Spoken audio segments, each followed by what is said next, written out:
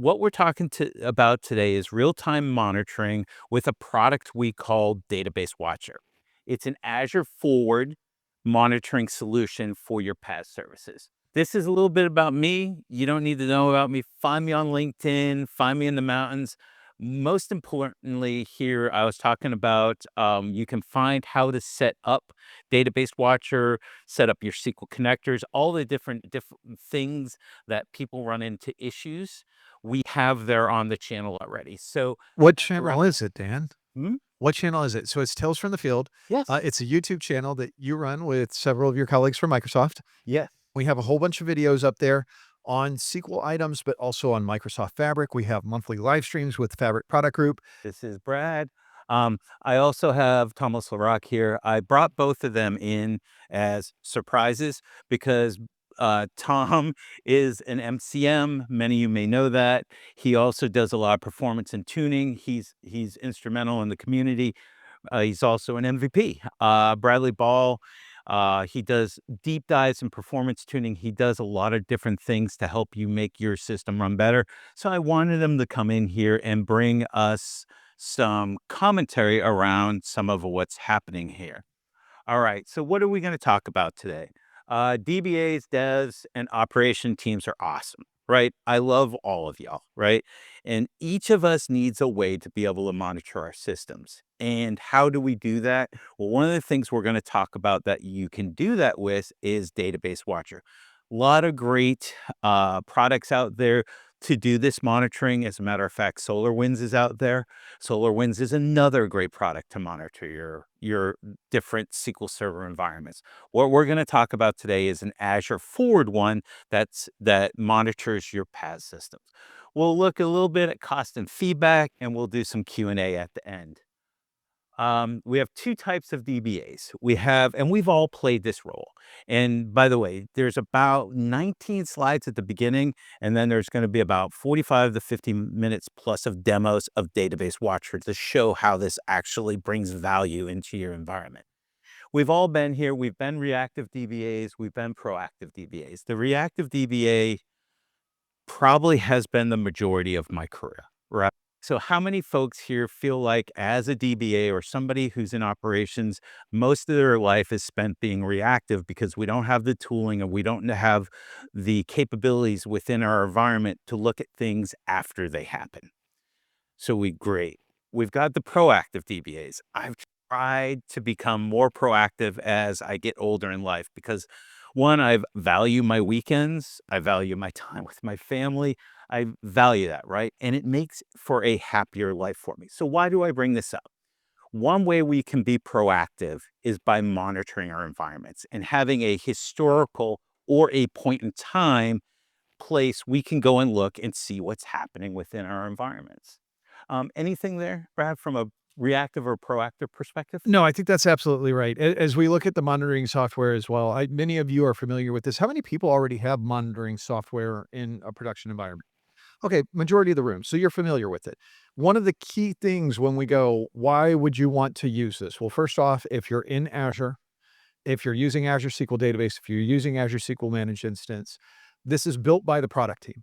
Built by the product team that actually builds the product. And so if you think about it, there's no monitoring platform like this that's been built that uses our technology, our telemetry. And this is literally what we would use if we were looking at our internal systems to go, how do we make this faster? And so that proactive nature that you're already used to, take that and then make it come from the product group. And there's some things that we do on here that we track that I haven't even seen on third-party softwares before. And so it's a really, really cool feature for this. Not replacing everything, right? We're not covering Postgres. We're not covering MySQL. We're talking specifically about SQL when we talk about this product. Awesome. I love it. What do we have? We have a way to be proactive now. We have Database Watcher. Database Watcher monitors, to Brad's point, Azure SQL Database and managed instance. What does that mean? So with Azure SQL Database, you have Azure SQL DB and you have Hyperscale. Database Watcher monitors all three of those. Not only does it monitor the primaries, if you have geo replicas of those or failover groups, it will monitor those as well for you. And we also monitor SQL managed instance, not only will it monitor your primary node, but it'll monitor your secondary node as well. It's a Microsoft managed data collection agent. That is like a marketing term if I've ever seen one. What does that mean? That means we spin up a server for you and we don't charge you for that. And it's going to collect the information for us. Now, there are some fees that you will pay. We'll look at that in a little bit, but this service is completely free to you. And you can monitor right now up to 50 different databases. They upped that to 100. That will grow in the future. There's about 10 to 20 data sets that we derive from over 70 system views. So it's going to be all those views that you're used, all those DMVs that you're used to pulling. If you were in our session on Monday, you would see some of those system views, the operational stats in that we talked about to pull your CPU, your IOPS, your throughput. We gather from those DMVs. This is one of my favorite ones. You can use Entra or secret or Key Vault secrets. Now, my recommendation is never to use SQL logins unless you absolutely have to. Use managed identities to be able to connect to your SQL or your Elastic Pool or your managed instance endpoints. And it allows for a level of security that is recommended. When Dan says managed identity, does everybody who doesn't know what a managed identity is? Raise your hand if you want an explanation. Okay. So what is a managed identity? So managed identity, when you provision a service within Microsoft Azure, Azure SQL database and Azure managed instance, the name that you give it is an identity with an intra ID. And what you can use is you can give permissions to that name, to that service, so that way it can execute under those credentials. And so you could say, take data set and you could say, I'm going to give access to be able to read this data and I'm going to authenticate to a data pipeline using my managed identity. And so that way I can take that service and I can give it permissions. I can make it very granular. I can make it, DB data reader doesn't have to be able to write, or if I want it to write, it could have DB data writer, and I can manage that identity. And it's more secure than a service principal because there's no SAS token behind it, and you're using the identity specifically of that service. And so it's service to service communication. So when Dan says use your managed identity, you can take the managed identity of Database Watcher, you can add it to your Azure SQL database or your Azure SQL managed instance, give it the permissions it needs to be able to read those views. And it's a very low level of permission, which is always the best practice. So that way it can pull in data from these DMVs. And so when we look at this, there's a secure method. There's a lot of places where sometimes a product comes out and then the feature you're requesting is the security. I will give the team credit. The security was built into this, the ability to connect to private endpoints, the ability to use service principals if you want to, but also the capability to connect using managed identities. We have a single pane of glass with detailed visualizations. I'm going to finger quote there because I'm going to show you something that we may need to do, that you may need to step away from this single pane of glass, but the juice is worth the squeeze, and we'll take a look at that. It uses Azure Data Explorer. Calm down, Brad. I know you get really excited when I say ADX. Microsoft, basically all of our monitoring behind the scenes, when people ask, how are you doing this? They're doing it with an event house. They're doing it with real-time intelligence. They decided they made a conscious effort to store the data, to stream the data into an Azure Data Explorer, or you could use Fabric Real-Time Intelligence. I leave the analytics there because we started as real-time analytics, and it's kind of a funny joke because some of the screens when you're setting this up still call out real-time in analytics. And what this is if you're deployed in Fabric, how many folks are using Fabric today? Okay, good. So in most cases, you folks would be using an Azure Data Explorer cluster, but I recommend looking at Fabric to store this data in because it really provides you a level to democratize your data in a way that we've never seen before. And it's super fast. So definitely look at using real-time intelligence to store your data. So that's your data store. We also have private links if you're connecting to your SQL endpoints. A lot of companies require a private link to be instantiated or deployed to be able to connect to it.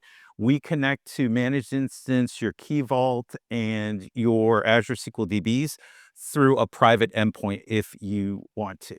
You don't have to, but it's highly recommended. Real quick diagram of what Azure Database Watcher looks like. Over there on the left, you have where your identity is, where your data store is. Your data store is that Azure Data Explorer or your Fabric Real-Time Intelligence. The targets over here, you can see we have Elastic Pools, Managed Instance, Azure SQL Databases. Those will sit inside your Azure SQL estate. These all need to be within the same tenant for now, but they can live in multiple subscriptions. We have our data store down here where you can use Fabric, Azure Data Explorer, and then you have your dashboards. Something really that I didn't call out on the previous slide, but if you're kicking the tires and you're showing this to management, you can spin up a free Azure Data Explorer. You get that for 1 year. That will make the cost of Database Watcher free for 1 year. Now, there's limitations to the Azure Data Explorer cluster, the free one. I think it's 100 gig limit and stuff like that. But for kicking the tires and monitoring 1 or 2 systems, it's plenty of space. I do it all the time. Network and data access. We talked about this a little bit. Data access, we provide access of least privileges. Here you can see the level of access that we need for managed instance, and down below what we need for Azure SQL Database. That is access to least privilege, folks. That's just looking for view capabilities. If you're deploying a monitoring system and it's asking for anything like elevated privileges like sysadmin, question it.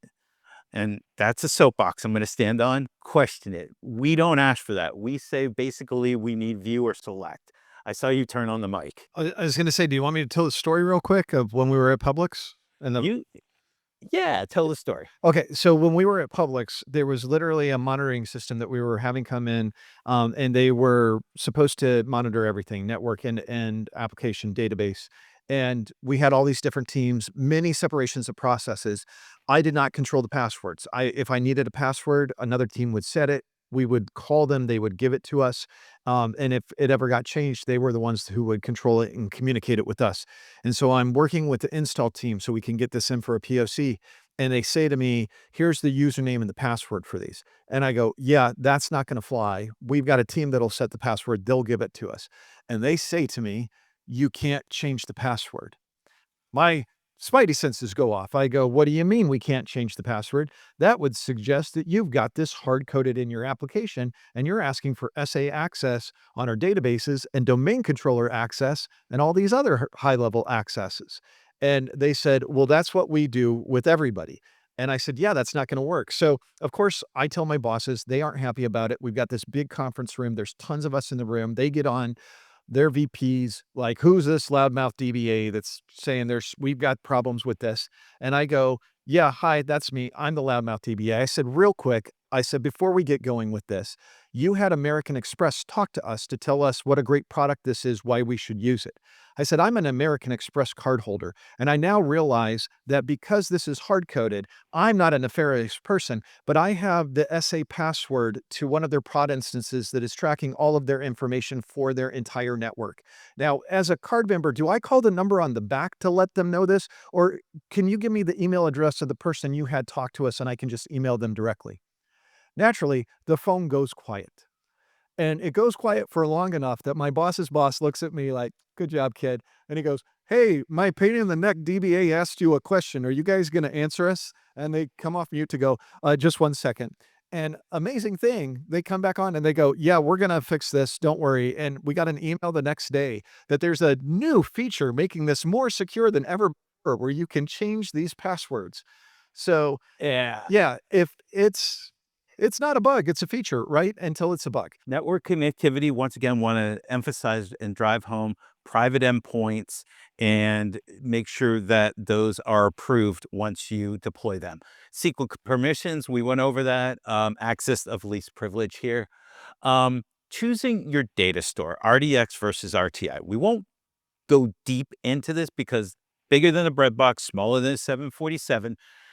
Why I would choose Azure Data Explorer? If I need the free version available for evaluation, great reason to choose ADX because we can't get that in real time intelligence. And now that I think about that, you kind of can if you use free trial of Fabric.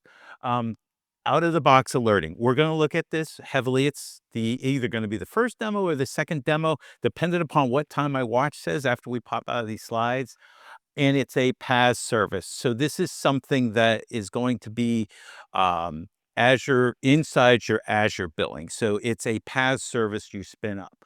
Real-time intelligence has all the benefits of Fabric. Now you can throw Power BI reports on that, and Brad and I showed that last year. We don't have that this year, which now to my chagrin is a disappointment that we didn't add that. But next time, look for a video on that. You want to create custom alerts. I'm going to show you what those look like and how you can do that. And there's actually a really easy way to get some of these alerts set up and configured.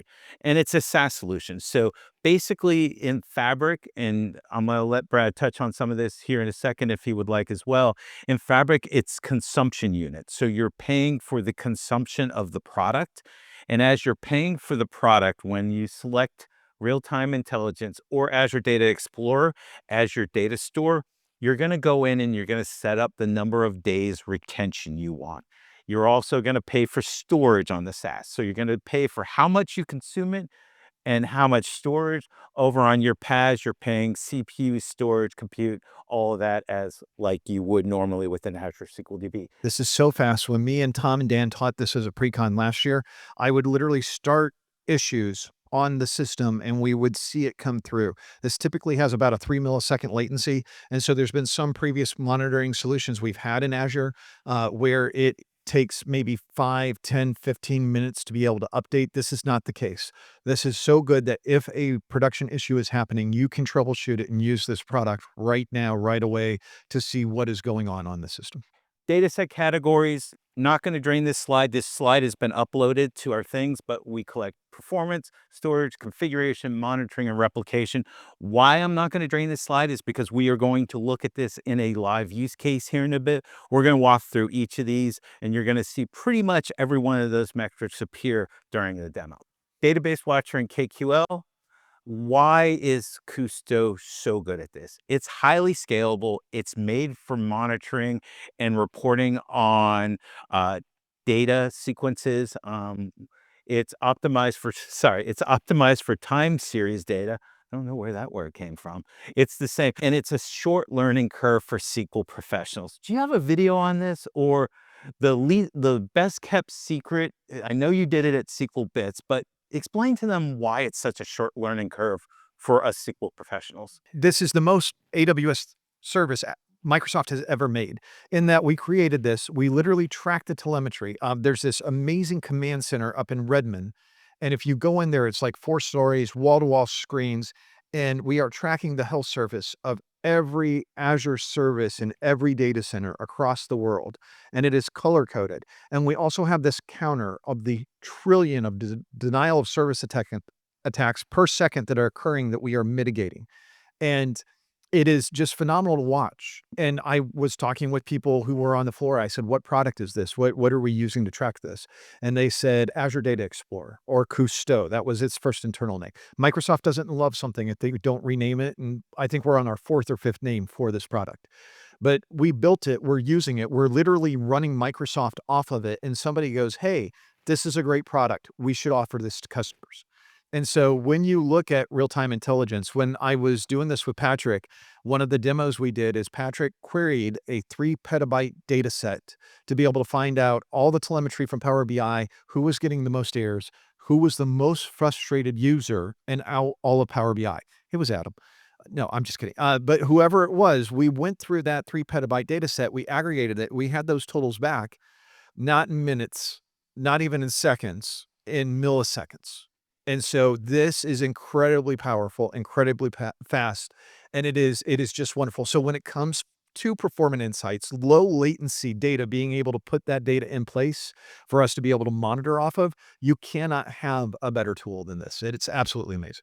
It's the best backend. And look, we're SQL Server folks, right? Brad and I are SQL Server people, and we're touting about this. When SQL Server people are touting about something else, it's got to be good. So on the left here, go ahead. Yeah. Well, but one thing I would say, if you use Fabric, you can actually write T-SQL against KQL. If you use Data Explorer, they have not put that functionality in place yet, but you can literally say explain at the top of a SQL statement and it will translate it to KQL text for you to turn around and execute. Yeah, I put this slide as a Brad slide because I put this in here just for him because he taught me this, right? A couple of years ago. He's like, "Yeah, write your T-SQL in this." But what you can see is all of this is required for your time series data, and it's reduced to this subset of KQL statements over here. So yes, we are asking you to embrace a new language, but it's very similar to how we use T-SQL. However, it's order of operation. Like you can see how it's querying the data here. It's how I want to return the data, and that's why it's easy for us to consume and learn. Now, when you start getting into the complex functions, it starts getting fun. And yeah, so Powerful language, but for what you need to do, I mean, it's gonna be fantastic, and keep in mind, copilots, they know how to translate SQL to KQL, so if you need any help with that, I would write this in this way in SQL, translate it to KQL for me. Every copilot that we train can do that because this is a language we use very heavily, our copilots are trained on. all right. So over here on the screen, I have Database Watcher considered a PaaS service. Once again, we manage it for you. So if you came in here and you searched on Database Watchers, it would pull up. Now I've got two deployed here. I only use one for my monitoring. I've got two deployed here so I can show you something very specific about Database Watcher. Now I want to ask the question real quick. I usually go the first 5 to 7 minutes showing configuration. I have 3 videos on our channel. I would much rather show you the meat and potatoes of this and the database dashboards that you can create and how to create alerts. And we can skip that now and then get into the actual use case. So I wanted to make sure the folks were okay with skipping the configuration part. Yeah, meat and potatoes, raise your hand. Meat and potatoes, There we go, let's go. configuration. Meat and potatoes, boo! I love it. All right, so good. So we will go right into the meat and potatoes. So the first thing I want to cover, and we talked about a single pane of glass, a real-time dashboard, right? So the first thing I want to show is on that dashboard, we can create alerts. Well, there's two things I called out in that slide. If you're using Fabric, you can't create alerts. But Dan, you're saying you can create alerts. So let's go into this database watcher real quick here, this live 361 I've deployed. Now there's nothing being monitored here, but what I wanted to show you is if we go down here, oops, sorry, first thing I want to go here and reduce this, and I'm going to go to alert templates. I want to pull this up. You can see here now on the top, it's saying creating alerts is not supported inside a Fabric real-time intelligence database. So that's how I know I'm using real-time intelligence as my data store here. So, but what I wanted to show is that you're going to get this error message here if you try and do this. The second error message we'll cover here in a second because I'm going to go back to my database watchers and I'm going to go to my Live 361. Over here, I'm going to create on alert templates. Now, you can see that the alert is gone, right? We don't have all that red messaging up here at the top. The first thing we need to do to make this work is we need to set up a manage alert rule identity. Now, it's easy enough to configure what you're going to do, and you may not have access to this, is you're going to create a Microsoft 365 account, and it's going to be a system user, and you'll assign it here within your environment. And I guess I need to do a video on that as well. So that's good. So first thing you'll do is you'll get this alert. It's easy enough to do. And that user is the user that sends the alerts, correct, Dan? That is the user that sends the alerts. Yes. So with that alert set, you have out of the box with the database watcher, you have your administrative alert. Now, this administrative alert is only going to work on our managed instance. And if you're not familiar with Azure SQL DB today or managed instance today, which is our first party or our first class PaaS services for SQL Server, you'll know that Azure SQL DB doesn't allow you to have SQL Server agents. Managed Instance does. And down here on the bottom, you'll see that the alert has a Azure SQL Managed Instance or a SQL Managed Instance there. That identifies what the alert is for. Now, why is that important? And we'll look at this when I drop over to show you the Fabric version of this. When a KQL database is spun up and we deploy database monitor to watch a SQL server, an Azure SQL DB, it's going to create an Azure SQL DB table. If we create an Elastic pool, it's going to create an Elastic pool table, and so on and so forth for each of the different services we monitor. Now, when we monitor that, you can query across all three of them, but they found because there's different items we monitor, it's best to have those in the three tables. You'll go to availability. This is really important if you're looking for alerting on if you have geo replicas, if you're doing failed connectivity probes, there on the screen. That's interesting. So when we look at a Azure SQL DB or a managed instance to see if it's up and running, we call it a probe. It's out there probing to see if it's running. If you want to know if you want to get alerted on if your Azure SQL DB is up or down or your managed instance is up or down, you'll set up these alerts. Do not do like I did, do as I say. Um, I shut down my services at night and I put failed probes on this, and I also have serverless DBs that I shut down. I woke up to thousands of emails the next morning. So just be aware that if you shut down your services, make sure you don't deploy a failed probe against that. You have resource usage. This is where, from a DBA perspective, this is really where you're going to look, these next two tabs. High data IO utilization. That's one of my favorite ones. Low data storage. I like using that one a lot, even though a PaaS service and we can easily scale that disk up. I still like knowing because if I scale my managed instance up to 2 TB, I can save a little bit each month. And I think that's good, being a good steward of your data these days. So you can say, hey, I'm getting close to my managed instance storage limit. Send me alert. I can call my boss and say, hey, I need to spin this up by another 500 gig or so. High CPU utilization, high worker utilization, so on and so forth. Out of memory events, right? Just the things that we like to be alerted on. So you have that, and then workload patterns. We won't drain this, but my favorite one here is the ones on the top: blocked requests and then deadlock spikes. These are some of the items I see more frequently. Tom is looking at the screen, so he may have a question, but these are some of the ones that I look at setting up when I've deployed to an Azure Data Explorer cluster out of the box. Did you have something to say, Tom, or a question? My curiosity was if there was a default for the blocks before that says you're going to define duration. Yes. Is that so? That rule before multiple instances being monitored. So in other words, when I pick a specific instance, where I will, or does it by default puts everything that's already, gosh, Good question. So the question is how configurable is this? Can I monitor it at an instance level or at a database level? And the answer to that is yes. You can monitor it at an instance level or a database level. It's configurable enough that you could do that. Did that cover what you were looking for there? Sure. close. You have this configured against just one SQL managed instance. So Correct. if it was configured against 5, Yep. and I create this alert rule by default, does that rule go against all 5?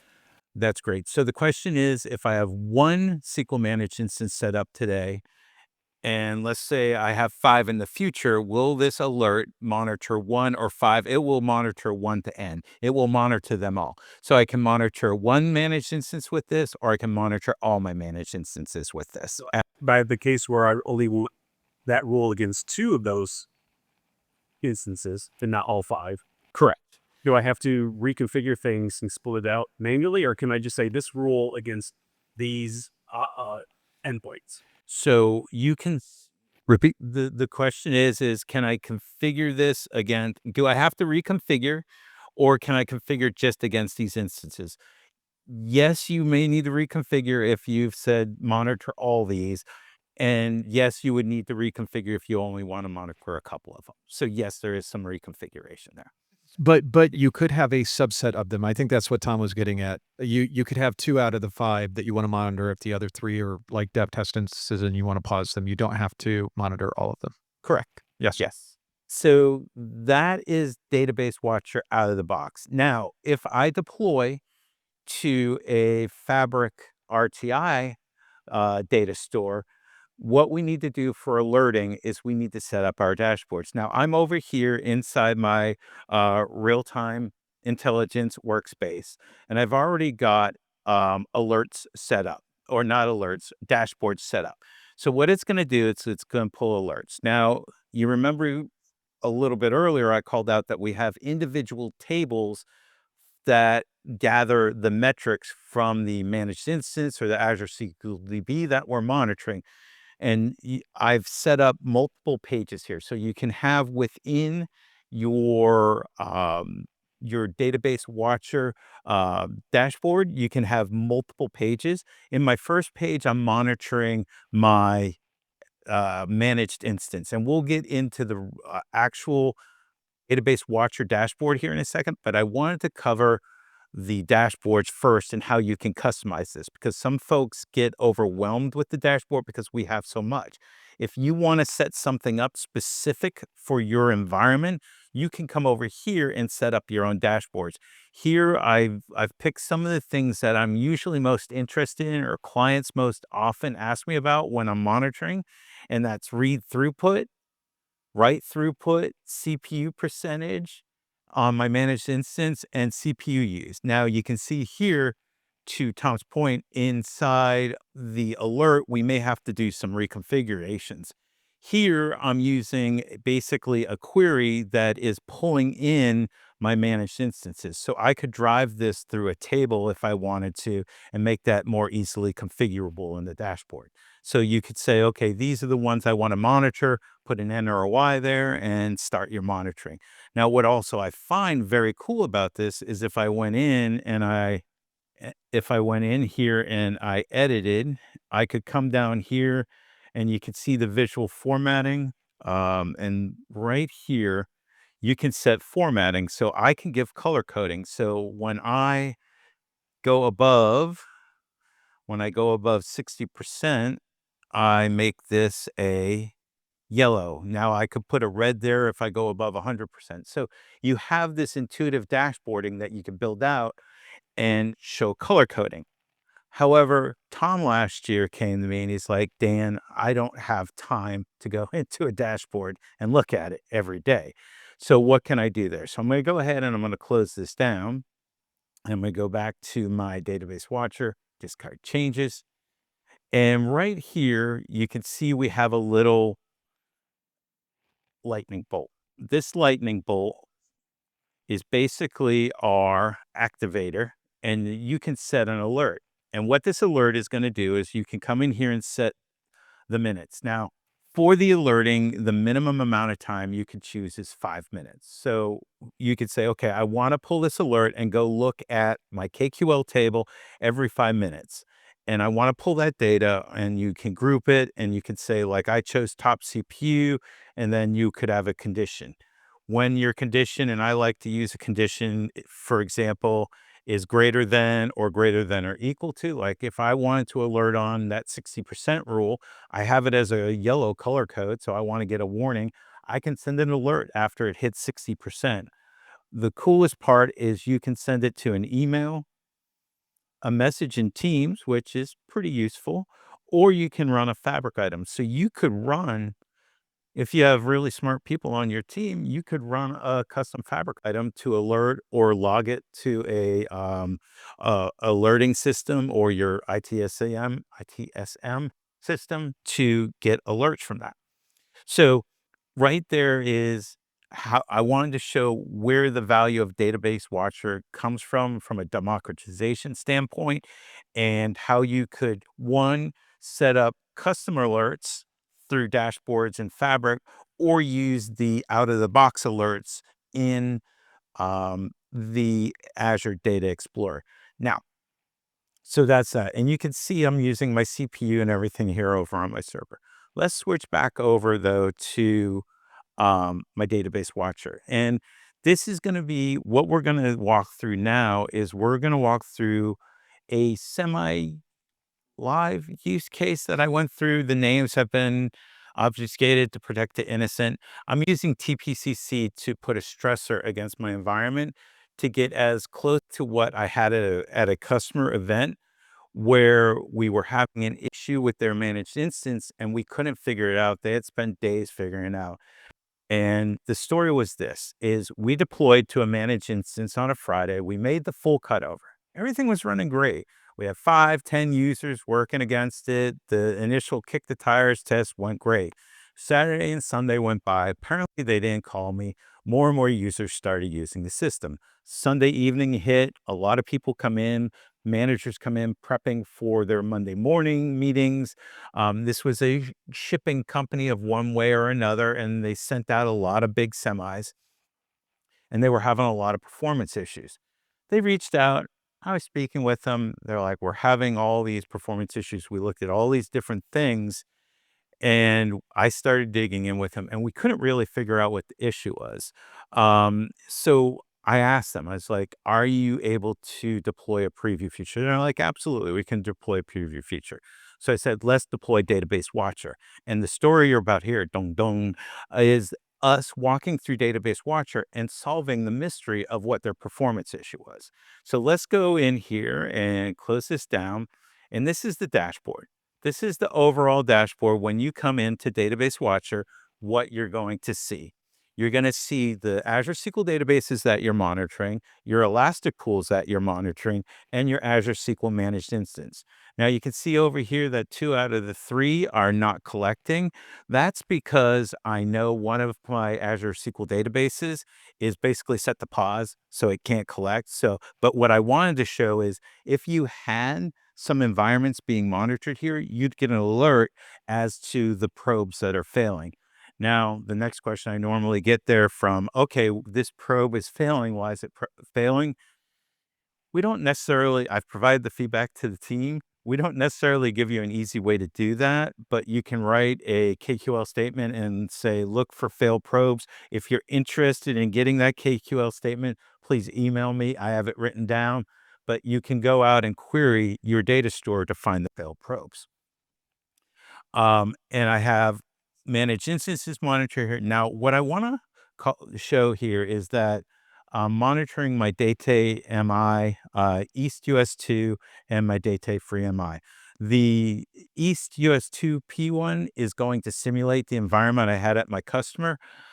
They like this chart, the heat map.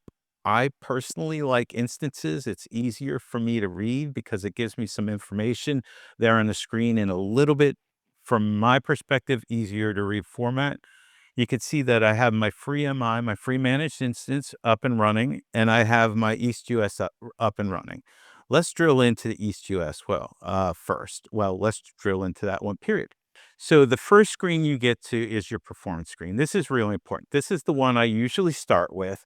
And I'll share some of the things I could have probably done better as I go through this to solve the issue, because I could have started in one place and probably solved it in the less amount of time that it took us to solve this. And I'll tell you how long it took us to actually solve this problem once we installed Database Watcher against the target that was having the issue.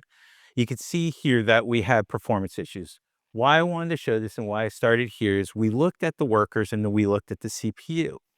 When we looked at the workers, the CPU and log write, it was a similar situation here. Now they were in the 50 to 60% range up here, but I wasn't concerned about that. They had plenty of vCores still available to operate. So we looked at that and it's like, we don't have a CPU or a core issue. We scrolled down a little bit more, and what do we all love as DBAs? One of the things we look at first, outside of looking at what's going on with the cores and the performance of our database, is our weight stats. So we have our cumulative weight stats, and let me zoom in a little bit more there. We have our cumulative weight stats, we have our average weight stats, we have our average signals, and we have our weighting tasks. I asked them to scroll in and we looked at our average waiting task. Now, once again, this is similar, but not exactly to what they saw, but we were seeing a lot of page IO latch inside, and we were seeing a lot of lock mutual share and exclusives. So essentially, we were getting a lot of reads from disk. And I was like, why are we reading from disk so much? Was this similar to what we had on premises? And they're like, no, pretty much everything loaded into memory at one point or another. And I'm like, okay, so we're reading from page IO. Not great, not horrible. Maybe that's expected. We were getting a lot of latches. I'm going, okay. Um, so this really didn't yield the results that I was looking for. Now it gave me some places to look. One of the places I probably should have looked at first, based off of the page IO latch, was storage. I'll share the secret up front. What I did wrong is I checked storage last, and we'll look at that here in a bit. But I checked storage last. When if I had looked at this correctly, I probably should have looked at that first. But what I want to show is it gives us the detail. We also have memory consumption here. You could see the different memory usages. We didn't have any issues with our total target memory, our memory. Everything was looking good there. So the next thing we did is I asked them, okay, let's go up here to our tasks and let's just look at properties, right? I didn't necessarily believe that they spun up the proper number of cores or that they were using the proper managed instance or something like that. Trust but verify. So I looked at the properties, just what I wanted to show here. So we don't have to do this, drain this, but inside the properties, you can show very important things. You can show what version your managed instance is on, how much storage you have, the different properties. We went over cost threshold for parallelism. We went over those different items within our class the other day. If you're a DBA, you know that you look at these things. When we looked at this, the time zone, I wanted to make sure. So you can see here that it has all this information about it. I also looked at the memory and the cores just to make sure that we were telling the true story. Now they have more cores than this, but it showed that with the 16 cores, they were getting the proper amount of memory allocated to their managed instance so they'd be able to run it. So we said, okay, nothing to see there. Move along. These aren't the droids you're looking for. The next thing we went to were their SQL agents, and we wanted to look at. Now, I don't have any SQL agents here, but we wanted to look at when their SQL agents were running. Developer had access to run SQL agents on site on the managed instance, and he had T-SQL in there that would update the database and do certain cleansing things through the SQL agent job.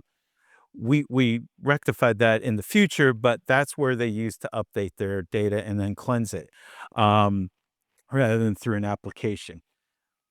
During the time frame where we're having our outage or the performance issues, what this showed is that this was not running anytime within that time frame.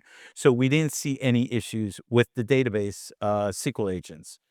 And once again, I chose the storage last, which I wish I had chosen first, but or second.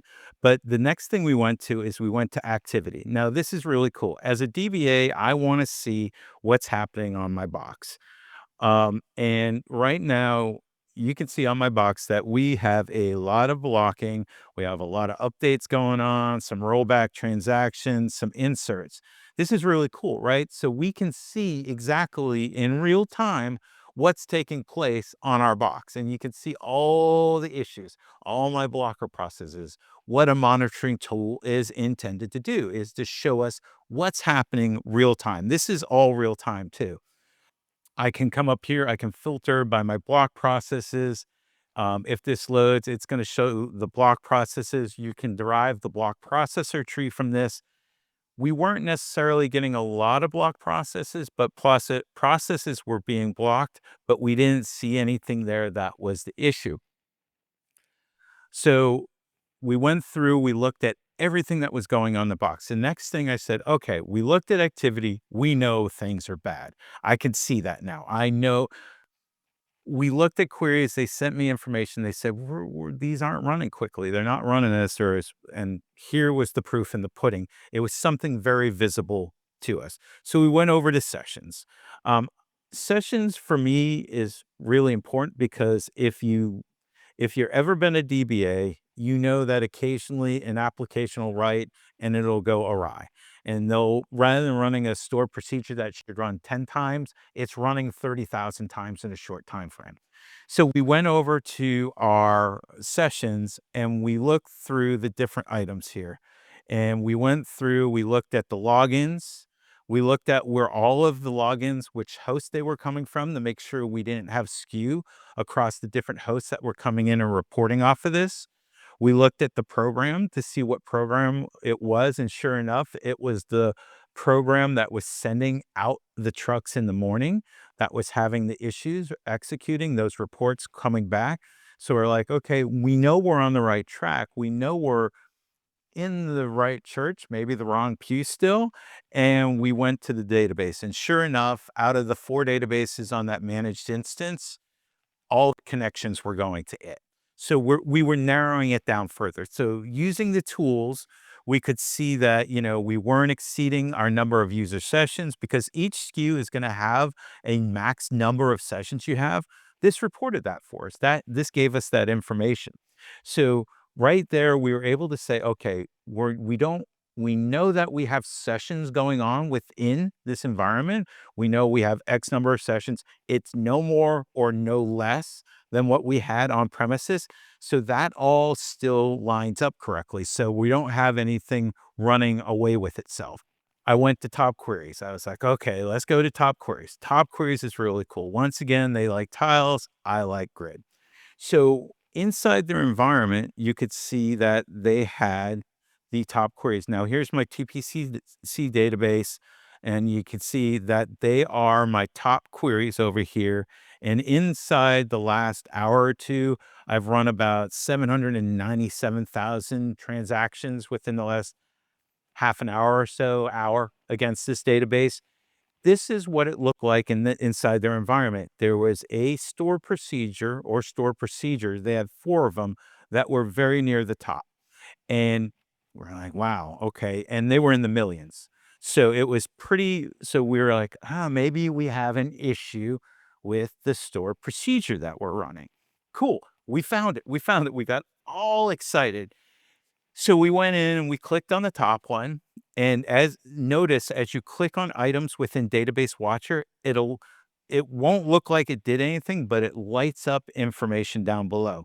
So it pulled up this query SQL text that it was going, still has the buffer issue. If you used to pulling the query text from the buffer, because there's a max it can store in there, it still stores this. It's pulling this from query store. And then you could see how many writes, how much CPU time it had, what the actual plan hash was if you wanted to go and look at it, the different parts of the plan and how it was using that. We were interested in this, but the thing we were mostly interested in was the query plan. So if I go here, I'm in the wrong queue, right, church, wrong queue. If I go here and I click on, there we go. If I click on that bar here for our plan hash, and I apologize, let me zoom in on that. If I click on the bar for this particular plan hash, that meaningful name there, um, it will open up this little dialog box right down here, download query plan. So what we did is we downloaded our query plan for the 4 queries that we saw at the top there, the ones that were consuming most of the resources. We downloaded those. We opened them in our favorite debugging tool, SQL-centric Plan Explorer, and not SSMS, because they were really large query plans. And if folks aren't using SQL Server Query Plan Explorer, is a great tool, great utility that you can utilize. It's completely free, and it makes it really easy to dive deep into the query plans. So we started digging into the query plans. Everything looked good. We pulled the ones from on premises that we had pre-migration, which, by the way, pull your query plans from your original environment so that you have a baseline to look at. And we looked at them. Everything was perfect. Everything was exactly the same. So where we were jumping for joy, now we were kind of sad-faced again. So we're about 50 minutes into this adventure, right? Debugging things. And it had been a couple days, but it had been about 50 minutes since we put Database Watcher on there to dig into this. So the next thing we wanted to do, I was like, okay, so it's not our performance CPU or anything. Our weight stats kind of look like our box on premises. We don't have anything going in properties. There was nothing wrong there. SQL agent didn't show anything. The SQL agent, the weird queries that the individual was running, and it was running outside of the schedule. We looked at our sessions, all that looked right. We had no more or less sessions on that. So I was like, let's just look at backups. So we looked at backups here. Backups will run if you're not using any of our PaaS services today. It's important to point out backups on PaaS services run a full backup once a week, differentials, más o menos every 12 to 24 hours, and a log backup about every 15 minutes. So when it's running those particular backups, sometimes there can be impact on your environment, right?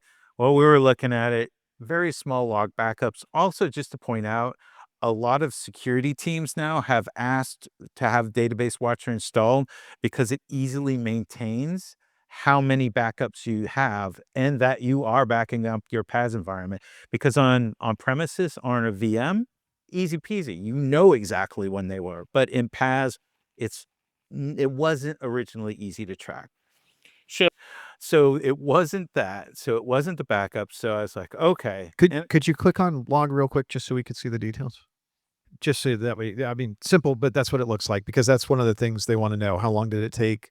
What's the average minimum statistics and what the backup interval and when were they taken? good call out. I thought I clicked on that. I apologize. I was talking about it and then there was nothing there to see. Um, magic. All right. So that should there. So the last tab, the only thing I haven't shown you all is storage. And knowing what I saw up front with the page IO latch, the waits, the blocking, I didn't ask the right questions. And with an Azure SQL managed instance, you get IOPS based off of in general purpose, based off of your disk size. And I didn't ask the right questions. Now we have general purpose that I have a video on our channel that talks about that. But with general purpose, you can hit this nice little slider and get your IOPS. But with the original general purpose, and it still stands true today without next gen general purpose, um, your performance of your database is going to be based off of the disk size that you lay down in your environment. And I'll get to why, if I had asked that question up front, it probably would have been an easier solve. But how did I identify what was going on there? And it was all right in front of me, right? I had the database information, I had all that, but I didn't put one and one together. So we looked at the storage, and the storage is really cool. So within the storage, you get instant consumption, you get all this great stuff. Down below, when I look at my instance, you get your IOPS and you get your write IOPS. And this is really important with any of our PaaS services. Based off of your vCPUs and the amount of disk you have, you get IOPS, right? So we were seeing the IOPS, and I already noticed based off of their server size, they were hitting a limit. And you can see here within my environment, I'm hitting a limit. So we went to throughput, and I like throughput versus IOPS. This told an easier story for me. So I went in and I was looking at their different spikes, and they looked similar. They were a little different. Their line was a lot flatter than mine. I mean, it was pegged. It was all the way at the top. And what I noticed was their write throughput was maxing out. It was just a flat line. It was 500 meg per second, where it was just maxing out and wouldn't go above it. Would go below it, but it wouldn't go above it. What that told me, so and I pulled that up here. So I asked Copilot, our friend, I said, okay, and we didn't have this back in the day. I went to the SKU, but based off of my environment, this is the max I should expect with 4 cores, 20 gig of database size. max IOPS, I should get about this and about 20 megs on the file system. There is what we're seeing within my database watcher. When I pulled up our old school here, our stats, this is a blog post, and I need to re-upload the slide with this in the link. But what they had is when they deployed their database file size was only about 50 gig. So the maximum amount they could get was 100 meg per second throughput. Well, we were maxing that out. And I apologize. It was 100 meg they were getting, not 500. So we were maxing it out. So what did we do? Within an hour, we identified this. Could have probably been less time if I was smarter, but it's just storage first. But hey, I went through the normal procedures I did as a DBA to try and figure it out. Well, we figured out we had two options. We could grow the disk size to the 1 terabyte to get what they were equal to within their environment, but their database was only, 20, 50 gigs. So that was a lot of wasted space on the managed instance. So this company had a very strong appetite to use next gen general purpose. We turned on next gen general purpose, and all of a sudden, this little slider here began to get the little peaks and valleys, and that solved their process. So from a 2-day exercise to an hour exercise with Database Watcher, we were easily able to identify that we had a storage issue, not a performance issue, not a query issue, not a migration issue.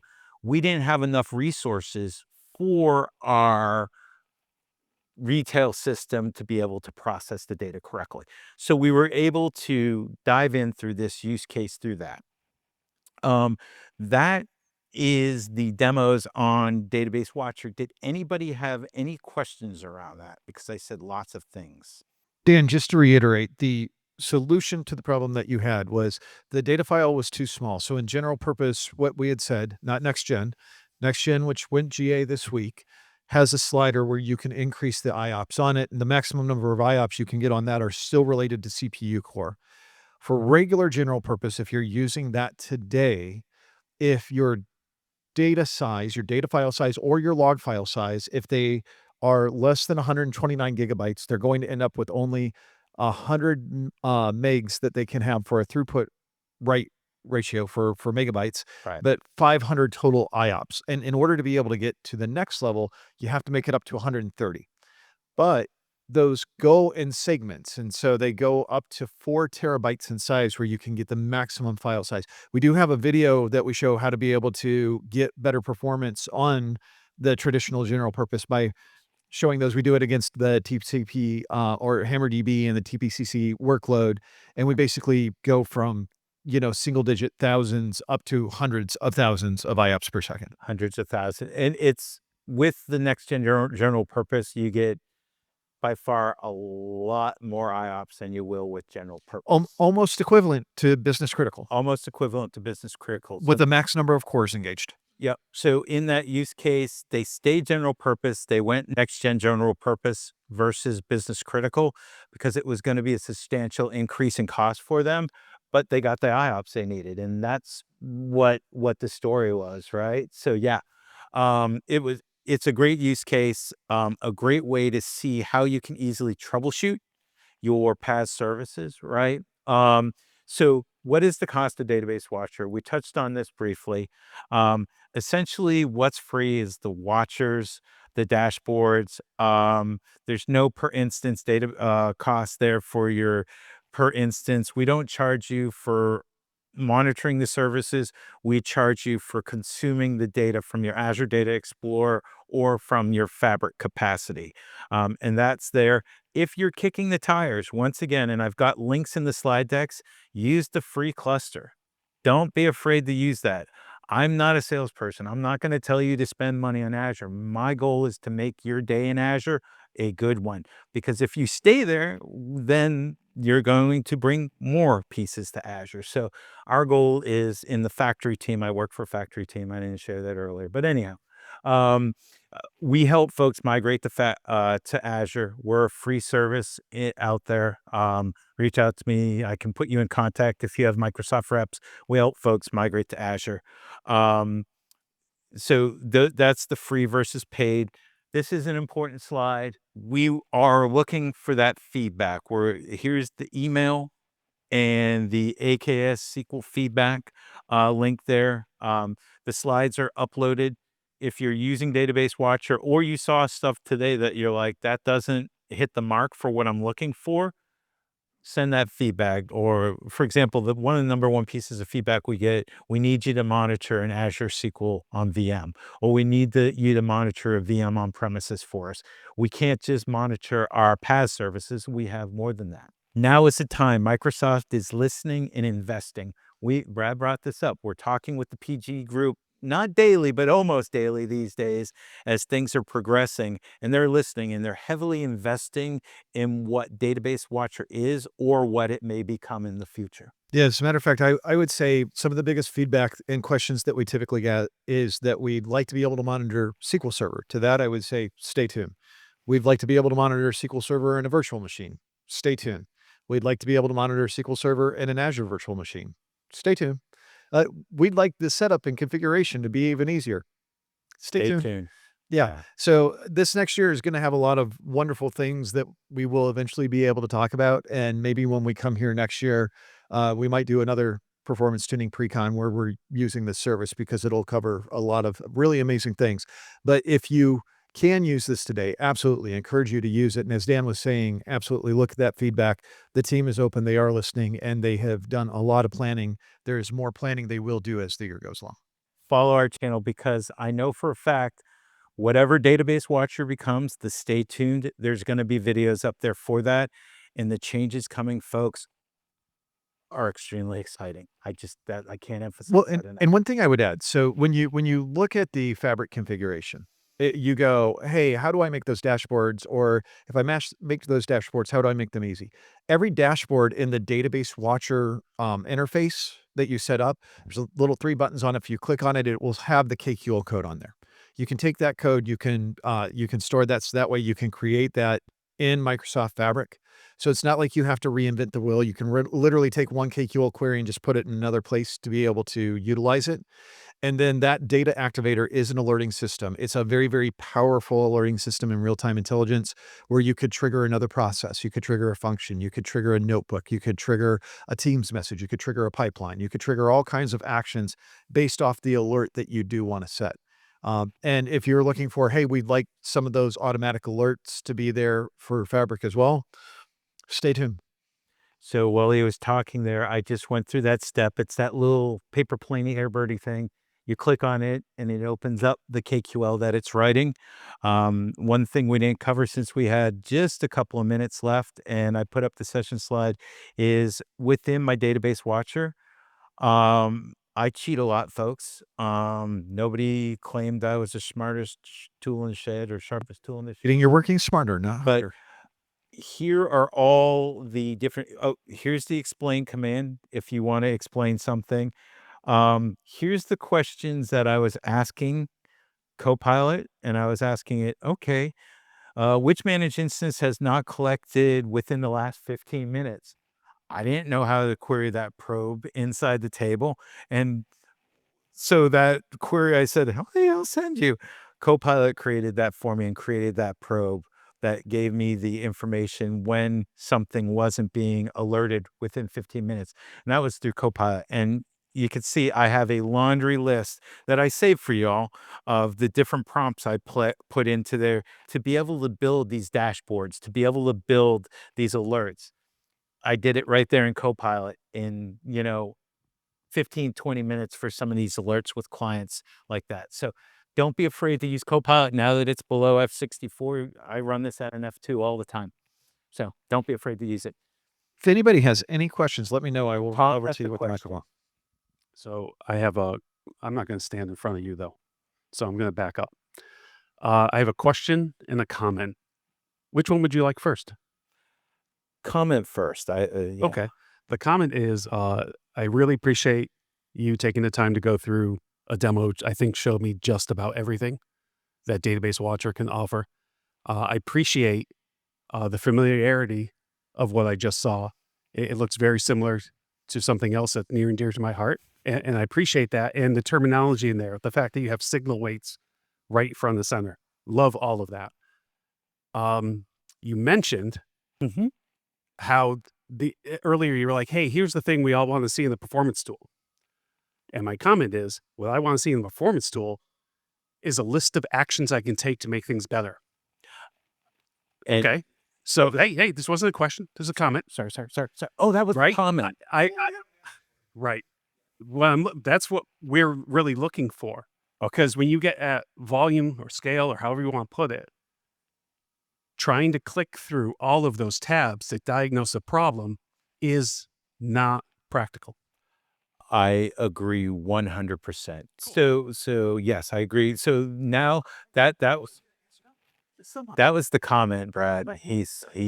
Brad. So Tom still has the mic, folks. So we'll let Tom keep the mic. Go ahead, Tom. So the answer is stay tuned. Stay tuned. No. Stay tuned to dashboards. Cool. Because Stay tuned. all the thing that Tom said I can do and make actionable in a dashboard. But so Now's my question. circle around. Yeah. Out of everything that you had in there, Yes, sir. you have, again, a lot of information, but it's not a lot of context. And one important piece of context, like you talked about how, oh my God, it was storage, and that was the last thing you checked. And that's just pure dumb luck. It's not that you didn't know. It's just pure dumb luck. You were Okay. looking at all the right things.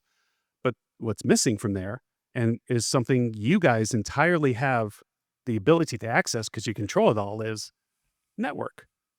How did I not know that there was a network bottleneck that might have been? You could have gone to that storage tab and still seen nothing because you know nothing about the pipe, right? Right.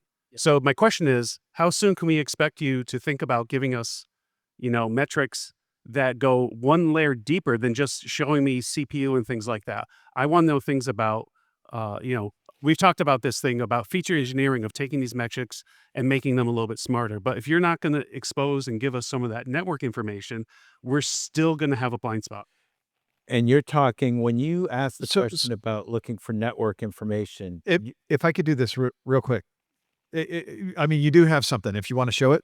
No, I gave him the Rick and Morty face there, y'all. I love Rick and Morty. Yeah. I gave him the Morty face. No, go for it, brother. Okay, so imagine, if you would, that we are in Azure and all that telemetry is stored, and we have all of that in Azure Monitor because we look at things at a higher level.